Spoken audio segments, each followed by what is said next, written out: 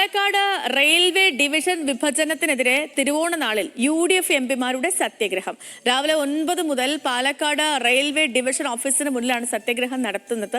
മന്ത്രിയും KPCC പ്രസിഡന്റുമായ സണ്ണി ജോസഫ് ഈ സത്യഗ്രഹ സമരം ഉദ്ഘാടനം ചെയ്യും. ഇടതുപക്ഷത്തിന് പിന്നാലെ UDF കൂടി സമരരംഗത്തെത്തുന്നതോടെ പ്രതിഷേധം ശക്തമാവുകയാണ്. കേന്ദ്രത്തിനെതിരായ പ്രതിപക്ഷ പാർട്ടികളുടെ ഒരുമിച്ചുള്ള സമരം ഡിവിഷൻ വിഭജന തീരുമാനത്തെ മാറ്റുമോ? പ്രതിഷേധ സമരങ്ങൾ ഫലം കാണുമോ? നമ്മൾ പരിശോധിക്കുന്നു ഈ വിഷയം ഇന്നത്തെ ന്യൂസ് ആംഗിളിൽ.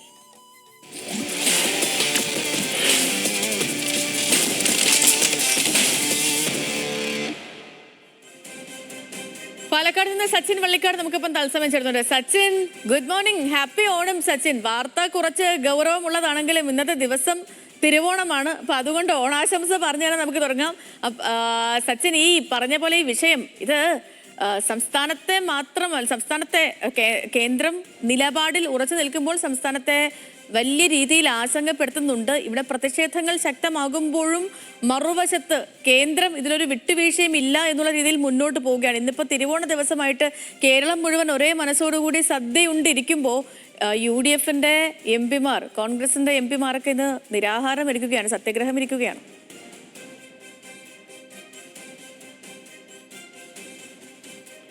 സേതുലക്ഷ്മി, ഓണാശംസകൾ.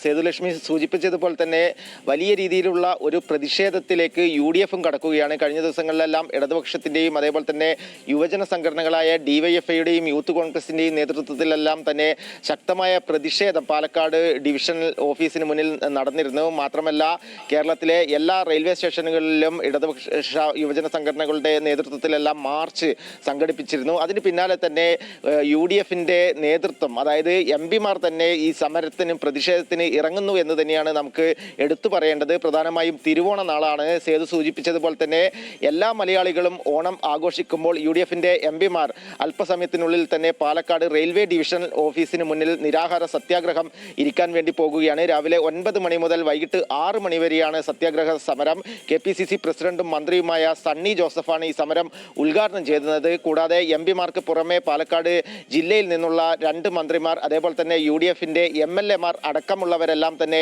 ഈ പ്രതിഷേധത്തിൽ അണിചേരുന്നുണ്ട്. എന്തായാലും ശക്തമായ പ്രതിഷേധത്തിലേക്ക് UDFും കടക്കുകയാണ്. ആദ്യഘട്ടത്തിൽ തന്നെ എംപിമാരുടെ നേതൃത്വത്തിൽ, അതായത് കേരളത്തിലെ ഇടത് വലത് എംപിമാരെല്ലാം തന്നെ കേന്ദ്രത്തിന് കത്തടക്കം അയച്ചിരുന്നു. പ്രധാനമായും റെയിൽവേ ഡിവിഷൻ, പാലക്കാട് റെയിൽവേ ഡിവിഷനിൽ നിന്നും മംഗലാപുരം സ്റ്റേഷൻ ഉൾപ്പെടെയുള്ളവ വിഭജിക്കുന്നതിനെതിരെ കേന്ദ്ര സർക്കാരിന് കത്തയച്ചിരുന്നു. എന്നാൽ യാതൊരു വിധത്തിലുള്ള അനുകൂല മറുപടിയും ലഭിച്ചിട്ടില്ല എന്ന് തന്നെയാണ് എംപിമാരുടെ ഭാഗത്തു നിന്നും വ്യക്തമാക്കിയിട്ടുള്ളത്. എന്തായാലും ശക്തമായ പ്രതിഷേധത്തിലേക്ക് കടക്കുന്നു. അത് റെയിൽവേ ഡിവിഷൻ വിഭജനം റദ്ദു ചെയ്യുമോ തുടങ്ങിയ കാര്യങ്ങളാണ് ഇനി വരും ദിവസങ്ങളിൽ അറിയേണ്ടിയിരിക്കുന്നത്. സേതു.